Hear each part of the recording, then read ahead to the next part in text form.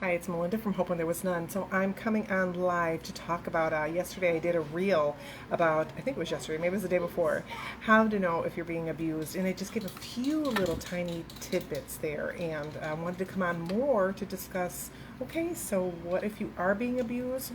Or how can you help a friend that's going through this? How can you help them cope? So yesterday I said if you didn't see my reel, that's okay. Let me give you a brief description of who I am. I'm Melinda Kunst. I am a survivor of child abuse as well as domestic violence, teen dating violence as well. And I come on to share my story, but not only my story, but emotional traumas from other survivors.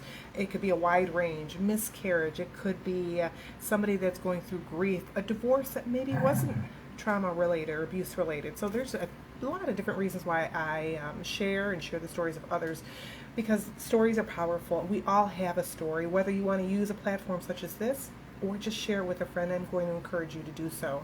So again, how do you know if you're being abused? Well, if anybody, somebody in your life is making you feel small, if they're making you feel that you can't, that you have no voice, if you feel that you have to keep it as a secret, maybe they told you you have to keep whatever it was, whatever situation it was, a secret. Maybe they're hurting you.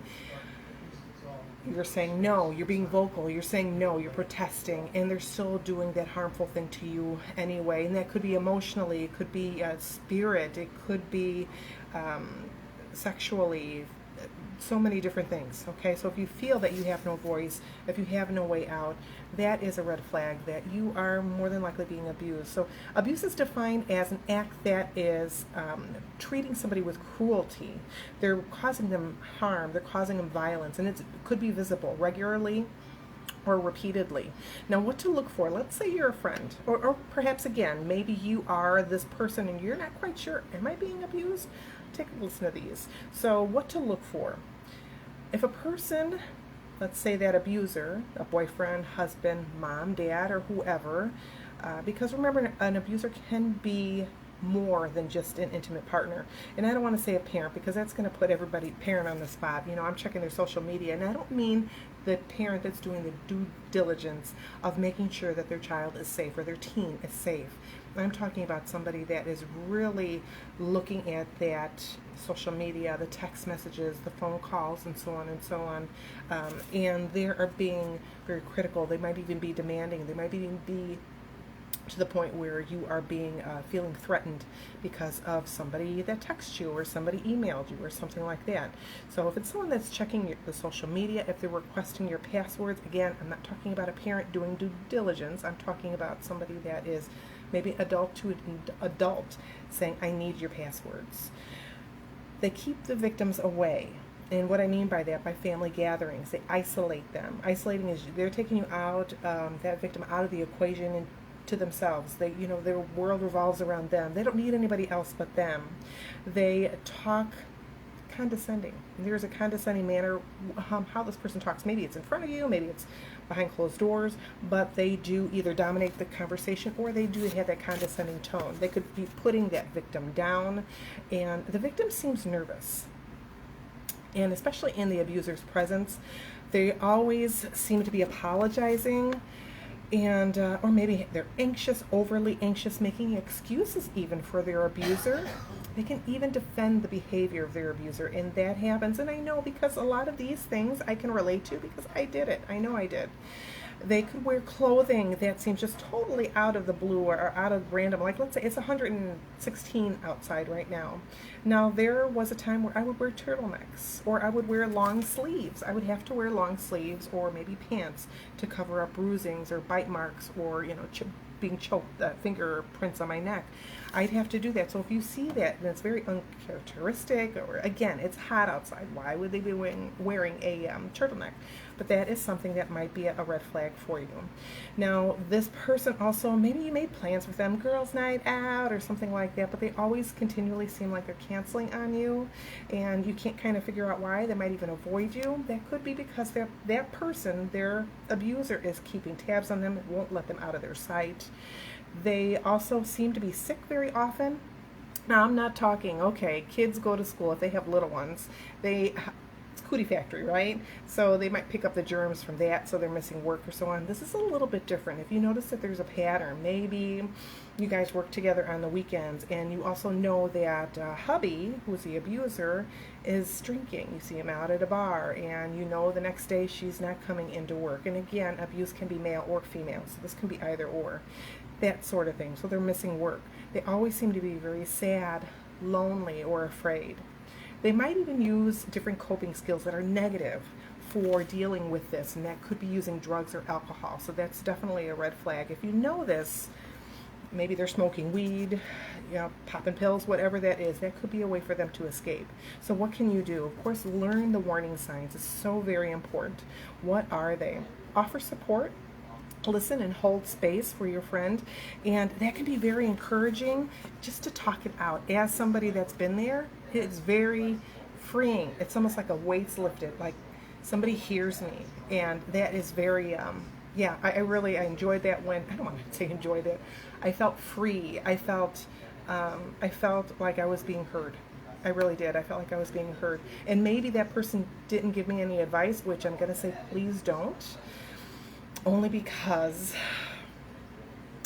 that victim might not take that advice. They might even know in their head, in their mind, that what they're going through is wrong, or not so much wrong, that it is abusive, that it is harmful, but they might stay, and they have their own reasons for that, okay? So don't be too hard on them. Don't give them that advice. You can give them the resources. I'm going to encourage you to look for organizations.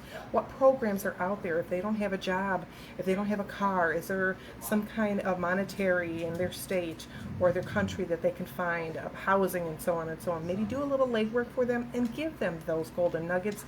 You're planting a seed there that can help them in the long run, and it can give them a little bit of empowerment, because they know that they have something, that they aren't alone. They could find these resources and utilize them as well. And so they, because when you leave, I was desperate. Where am I going to work? What am I going to do for money? How am I going to feed these kids? And so on and so on. My head was just filled with so much crap as it was, to actually have to sit down and do legwork to figure out what programs I needed, what did I need to put food on the table. It was mind-boggling. It was already overwhelming as it was, just to make that decision to finally leave.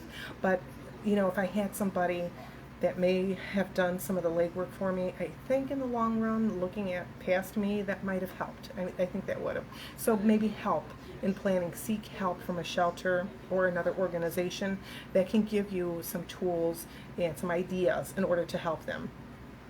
Again, a lot of times being a victim, you don't want to do this alone, but there could be some shame. There could be some embarrassment that you're going through the situation. Here I'm a grown woman, and here I'm being abused, or here I'm a man, I'm supposed to be macho and a provider for my family, but yet my wife is beating on me, or something like that. Or this could be a child that might need your help. So again, just be diligent, help out when you can.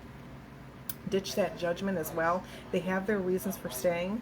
I can give you an armful, and I have done this on a video before. So there are a lot of reasons why victims stay, and they're very personal, they're very deep, and they're very believable.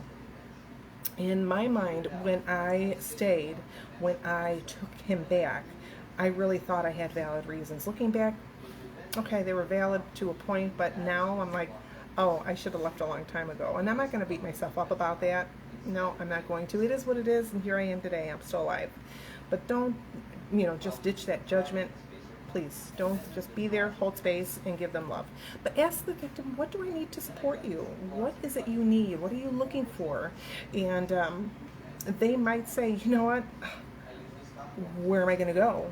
Or I don't know the train schedule, or I don't even know what time legal aid opens, or I don't know, is there an attorney I can get for free? These are things that you might be able to help them. Or I don't even know where my local shelter is, or maybe they can't go to that shelter, because a lot of the stories that I hear are, there's 3 stories. One, the the abuser is well connected in their community. So there's nowhere that they can go in their community and be safe. So they might have to go to a different city, miles away, in order to be safe. So they might need those resources. Number 2, their abuser is in law enforcement. This happens a lot. Both of those scenarios, actually, they happen a lot, and it can be very scary. And number three, ooh, the big one, I should say 3, 2, and 1. The other big one is this person has money and the victim doesn't. So that happens a lot as well. They know that they're going to be penniless. There's even situations, which is very sad, where the partner was a breadwinner, but yet here the victim is, and she's got to pay him alimony. She or he has got to pay child support or health insurance, and that's taking a good chunk of their paycheck, and which ends up, I mean, they might only have like $100 left over for the month after they take in that and their regular bills and so on and so on. So that happens. So just ask the victim, how can I support you? What can I do? And again, looking for those programs. What can you do? Housing. Is there a housing in your area that's maybe not low income, but perhaps it's a women and children's housing type? We've got that in our area here. So that might be a connection that you can go ahead and put in a resource for your friend. So just be knowledgeable, be supportive as well, and remember, they might take that person back a gazillion times. I kid you not. They might go back. They might change their mind just when you're ready to leave, or the next day, or even the same day. They might take their abuser back. This is going to be frustrating for you as that person helping, because you're like, wait a minute. You might be a little angry, like, I just gave you so much time, and I just put in this and this and this, and I got this going and stuff like that. Or don't guilt them into this. It's their private decision. Just love on them, continue to support them and encourage them, and even you might have to say, you know what, I love you, and I am going to be here if you need me, whatever it might be. If something happens, I just want you to know that I'll be here for you. And sometimes it's very reassuring to know. It really is. So just let them know that, but also do some self-care for yourself. This is big. Abuse, whether you're going through it or whether you're helping somebody go through it, it is very draining. And again, the situations where their victim is going back and forth, they can be very physically draining, mentally and emotionally draining for you. So do some self-care work, do some journaling. Write down what you're experiencing. What was a conversation between you and your friend? That's also a paper trail for her or him if they need that as well. But write those experiences down. Go pop open something cool. Watch a movie. Go outside. Ground yourself, go enjoy nature. It's like 100 degrees. I'm melting right now, and we are in AC. But go outside, get outside, and go do something for yourself. Now, that's something that's important for you in order to keep going. So this is Melinda. I'm going to sign off. If you have any questions, if you have any concerns, or maybe I'm talking about you right now. If you need to talk, happy to hold space for you. No judgment. Let's talk. Message me down below, or comment below. I'd be happy to talk with you. Remember, there is a Survivors Cafe if you're ladies looking for some encouragement, some support, or maybe you just want to figure out what's going on in another group. By all means, message me privately. Mwah. Stay safe. Bye-bye.